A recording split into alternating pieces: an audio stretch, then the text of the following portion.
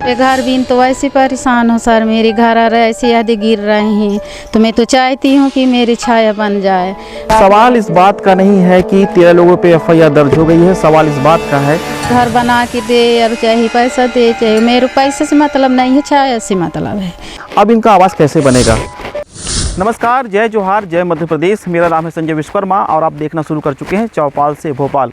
उमरिया ज़िले में सरकारी योजना में डाका डालने वालों ऐसे 13 लोगों पे अपराध दर्ज हुआ है, जिसमें जनपद पंचायत के 2 अधिकारी हैं, उसके साथ ही 11 ऐसे पंचायत सचिव हैं और ग्राम रोजगार सहायक हैं।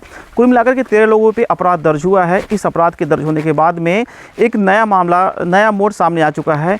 इस आदिवासी बाहुल्य विकासखंड में ऐसे कई हितग्राही हैं जिनके कच्चे मकान हैं। आपके सामने जैसे मकान मौजूद हैं, ऐसे कई हितग्राही हैं जिनके नाम पे जो पीएम आवास योजना का जो पैसा था वो दूसरे के खातों में चला गया है। इन आदिवासी परिवारों को नहीं पता है कि इनका जो पैसा है दूसरे खातों में गया हुआ है। लेकिन जब ये जनपद के चक्कर लगा रहे थे, इनके द्वारा जब जनपद के चक्कर लगाए जा रहे थे, सल आदिवासी बहुल्य उमरिया ज़िले में सैकड़ों की संख्या में प्रधानमंत्री आवास योजना के आवास गायब हो गए हैं। सुनकर आपको बड़ी हैरानी होगी, लेकिन हम आपको बता दें कि भ्रष्ट सिस्टम की भेंट ये आदिवासियों के घर चढ़ चुके हैं। प्रधानमंत्री आवास योजना का लाभ इन्हें महज कागजों में तो मिल चुका है, लेकिन अब तक इनके आवास नहीं बन पाए थे। मामले में आपको बता दें कि उमरिया ज़िले का जो ट्राइबल ब्लॉक पाली है, यहाँ दर्जनों गांव के जो गोंड आदिवासी हैं, इनके हितग्राहियों के जो आवास बनने थे, इनके आवास स्वीकृत हुए हैं और इनके आवासों का जो पैसा है दूसरों के खातों में चला गया है। लेकिन अभी भी इनके आवास ऐसे ही पड़े हुए हैं और इन्हें इस आवास योजना का लाभ नहीं मिल पाया है। पाली विकासखंड में मैं आपको बता दूँ कि मुदरिया, बरहाई, करकटी, चंदनिया, कठई, कुरकुचा, जमड़ी, मालाचुआ, इटौर, मेढकी और ममान में ऐसे कई हितग्राही हैं जिनके आवास योजना का पैसा दूसरे के खातों में चला गया है। अक्सर आप देखते हैं कि आवास योजना के माध्यम से ग्रामीण क्षेत्रों में लोगों के पक्के मकान का सपना पूरा हो जाता है। आज हम मुदरिया गांव पहुंचे हुए हैं और इसी मुदरिया गांव में एक कौशल्या बाई हैं जिनके इस आवास को आप देख रहे हैं। इनके नाम का पैसा भी किसी दूसरे हितग्राही के खाते में चला गया है और ये धोखे से नहीं गया है। ये पैसा जो गया हुआ है ये सोची समझी रणनीति के तहत गया है। कौशल्या भाई भी यहाँ मौजूद हैं, उनसे हम बातचीत करेंगे, उनसे पूछेंगे कि आपको इस मामले की जानकारी कब लगी और कैसे आप जान पाई कि आपके खाते का पैसा दूसरे खाते में चला गया है। आपका जो आवास का पैसा दूसरे खाते में चला गया है, कैसे पता चला आपको? पता चला, एक सर आया, वो दिखाया ये कंप्यूटर से, मशीन से, तो हमको पूछ रहे थे कि भाई तुम्हारे घर नहीं बनाया और तुम्हारे घर का पैसा निकल गया है। तो मैं बोली कि सर मैं तो एक किस्त निकलवाई हूँ 25,000। इसके बाद में मेरे घर रुक गया, स्टील लग गया। कितने साल पैसे आपका पैसा निकला था? ये लगता है साल भर हो गया सर, ये तो पता नहीं है, मेरे को जानकारी नहीं था। वो सर बताई थी, मशीन आई कि कंप्यूटर से दिखाई थी मशीन से कि ये देखो। फिर इंक्वायरी में आए थे, उन लोग भी दिखाए थे कि ये तुम्हारे महल लगा है, तुम्हारे नाम का पैसा निकल गया, तुम्हारे नाम का घर बन गया और तुम ऐसे मकान में रहते हो टूटी मड़ैया में। तो आप ये बताइए, जब पहली किस्त आपकी निकली थी 25,000 रुपये, फिर आप बाकी किस्त के लिए जनपद के चक्कर लगाती थी क्या? आप जनपद जाती थी आपके? ये जनपद नहीं गई थी, फिर ये जाके इसमें स्टील लग गया तो मैं नहीं गए पाए सर। अच्छा, आप रिश्ते में उलझ गई, आपका पैसा वहाँ निकल गया? जी हाँ। अभी क्या बोला जा रहा है आपको कि जब आगे का घर कैसे बन पाएगा? आपको कुछ बता रहे जनपद के अधिकारी, जिले के अधिकारी?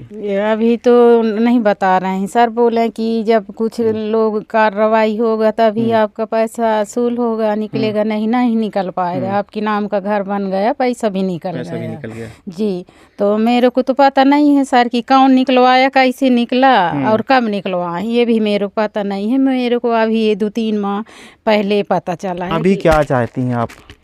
अब चाहती हूँ सर, मेरे तो मकान नहीं है, ना घर नहीं है, गरीब हूँ, बेसहाय हूँ, मेरे कुछ नहीं है। अब ऐसे तो बनी मजदूरी करके जीती खाती हूँ और मैं तो सोचती हूँ कि घर मेरी बन जाए। यहीं तो घर में जगह में स्टील लगा है, फिर भी यहाँ तीसरा पेड़ इस जगह में मेरे बसे हो गए। सवाल इस बात का नहीं है कि 13 लोगों पे एफआईआर दर्ज हो गई है। सवाल इस बात का है कि जो हितग्राही जिनके पैसे जो हैं दूसरे के द्वारा निकाल लिए गए हैं कूट रचना करके, अब इनका आवास कैसे बनेगा अगर उनके ऊपर अपराध दर्ज हुआ है। लेकिन कौशल्याबाई जैसे ऐसे तमाम लोग हैं जिनकी आवाज़ यह है कि अब हमारा आवास कैसे बनेगा, हमें आवास योजना का लाभ कैसे मिलेगा। इस मामले में आपको बता दूं मैं कि 13 लोगों पे अपराध जो दर्ज हुआ है उसमें मोहम्मद इब्राहिम, पतरू राम, ये दोनों जनपद पंचायत के कर्मचारी हैं। इसके अलावा चमन सिंह, फूल सिंह, भुवनेश्वर सिंह, राजेश कुमार यादव, राजा राम चंदेल, महावीर सिंह, रामचरित सिंह, राम प्रसाद पनिका, शैलेंद्र तिवारी, रविंद्र सिंह और मोहम्मद हुसैन खान हैं। ऐसे तमाम लोग हैं ये जिनके ऊपर ये अपराध दर्ज हुआ है। जानकारी तो यह भी आई है कि कूट रचना करके शहडोल के किसी बैंक में इनके द्वारा खाते खुलवाए गए थे और उन खातों में तमाम हितग्राहियों के नाम के पैसे डाल दिए गए थे।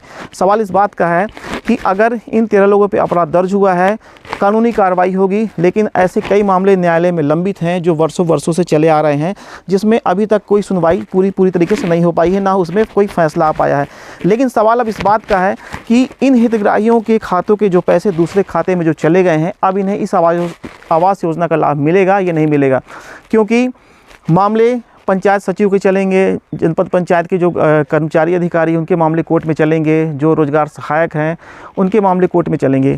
लेकिन अब इन हितग्राहियों के जिन हितग्राहियों का खाते से पैसा निकल चुका था, इन्हें आवास योजना का लाभ कैसे मिलेगा, शासन प्रशासन इनके लिए क्या करेगा, यह सबसे बड़ा यक्ष प्रश्न है। जब से जिला पंचायत सीईओ अभय सिंह इस उमरिया ज़िले में आए हुए हैं और उनकी पदस्थापना हुई है, तब से उमरिया ज़िले में ऐसे भ्रष्टाचारियों के बीच में हड़कंप मचा हुआ है।